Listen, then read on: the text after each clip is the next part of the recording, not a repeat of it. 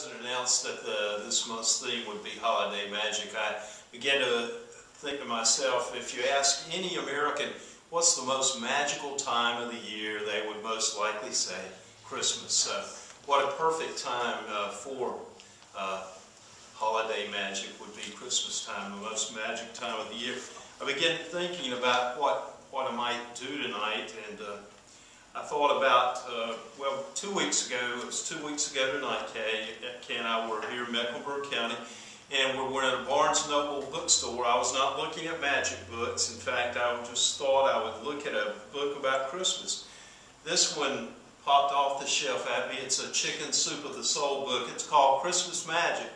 While I'm passing around, I want to pass around, let everybody look at it to see that it is a normal, just book off the shelf, not a magic book. It's not gimmicked or marked in any way, just passed around. But I did want to talk to you a little bit about the magic of Christmas. North Carolina has a lot, you know, I like North Carolina magic. North Carolina has a lot to do with the magic of Christmas. One of the greatest stories of all that man has written in his or her infinite capacity that a human being has written about Christmas is the gift of the Magi, and that was written by that great native son of Greensboro, William Sidney Porter, O. Henry. And if you haven't read the story, you ought to read it. It's a wonderful Christmas story. Then there's another story that has to do with North Carolina. As you're looking at that book, it has to do with a drunk who was on the streets of Baltimore at the turn of the 20th century.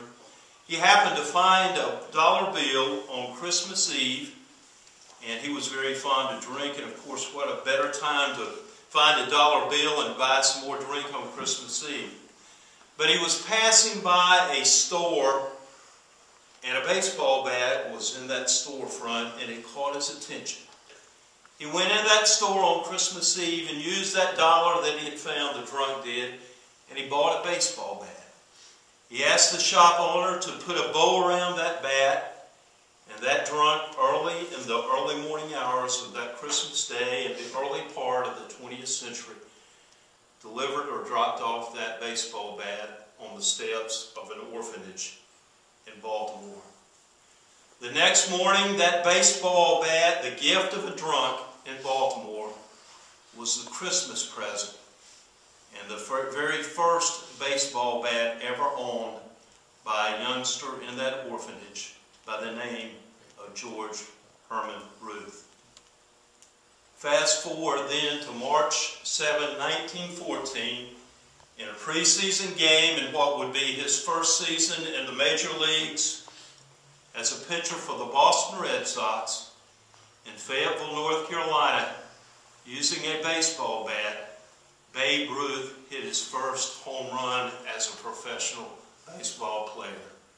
That's the magic of Christmas, and it had a lot to do with North Carolina.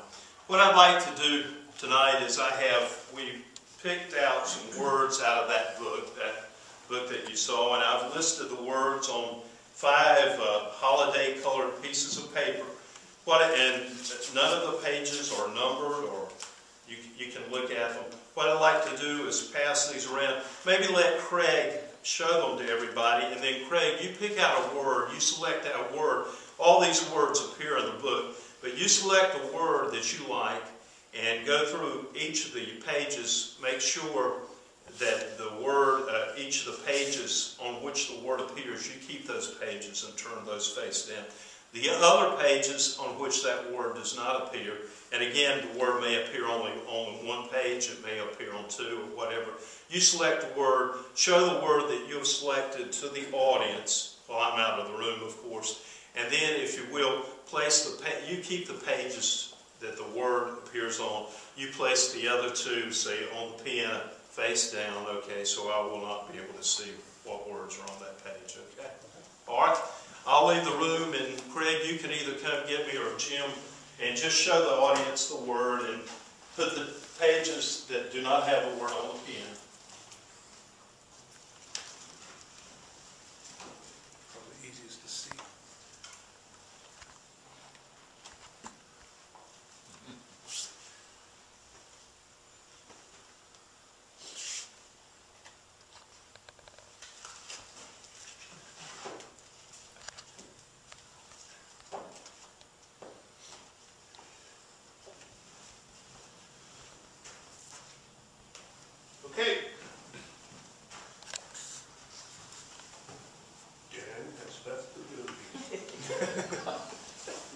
may I have the Christmas magic book? Okay.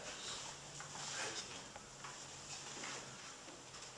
So, am I to understand these are the pages on which the word does not appear? Is that right? Okay. You have a word that you've selected.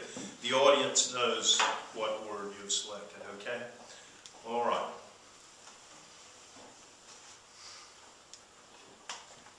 Everybody's examined the book, right? And there's no gimmicks or anything.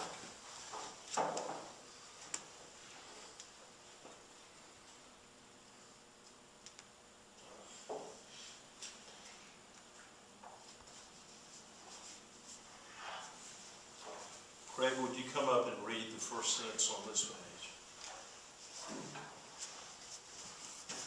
This first sentence. I've been to that hotel, Grandma. Grandma, is that the word? Yes, it is. Okay. Thank you very much, David.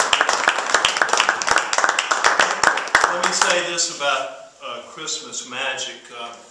You know, each of us who call ourselves magicians have been given a gift, and this is a time of giving, and you know, it's this time of year that the world was given its greatest gift. But you know, we've been endowed with some abilities and talents that we share with folks, and at this magical time of year, I hope that you will use those talents, those God-given talents that you've tried to hone and improve.